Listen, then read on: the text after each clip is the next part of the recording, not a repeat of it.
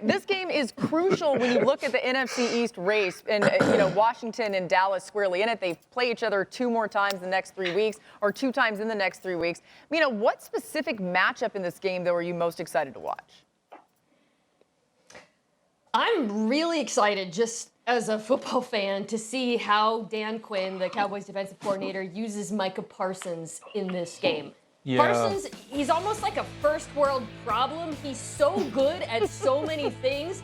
Tackling, covering sideline to sideline, rushing the passer. He is already elite.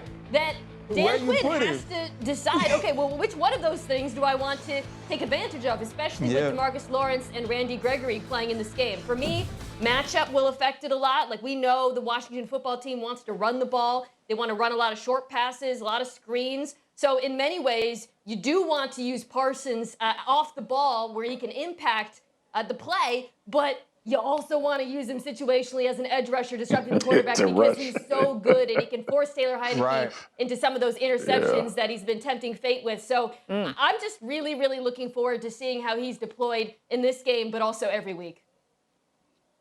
Yeah, MK, that's a great point. I look at this in the same vein, but I think about him being able to close the door on Taylor Heineke when he moves, right? That's what has been so effective for this quarterback is extending plays, ability to get outside of the pocket, buy time, and doing a phenomenal job. Been a very opportunistic quarterback. This is where I think Micah Parsons will be as effective, especially on third down. Remember, you get Randy Gregory back. DeMarcus Lawrence returned last week. So you are good in the rush area off the edges. Allow Micah Parsons to play in the way of a guy that you just tell, hey, man, third down, track the football. Understanding that coverage and all of that is a part of it, but you have an athletic quarterback who's extended plays and really broke the back of teams by doing so. Allow 11 to track him down. There's not many guys in this league that can run Taylor Heineke down from the linebacker position. 11 is one of them. Yeah, on the flip side of this, RC, the Washington defense has actually improved since losing Chase Young, and some of those numbers can kind of be shaded however you want to look at it. But how can they wreck this game for Dallas?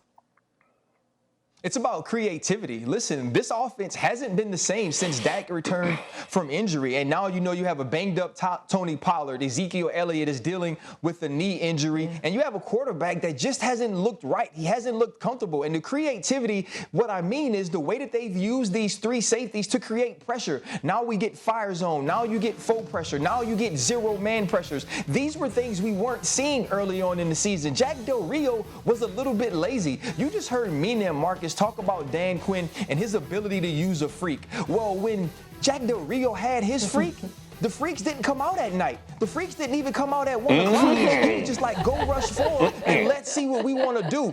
Now with losing him, he's had to get in his bag a little bit, and we've watched this defense improve. How can he affect what they want to do offensively and how Dak Prescott is comfortable in the pocket? All right, the moment everyone's been waiting for. Let's see who people are picking in this game, and we're going to throw it up on the screen here. Here's no surprise that Marks is going with the Cowboys. Yes. So are Mina and I. Look at you, RC. What's going on with that? Yes.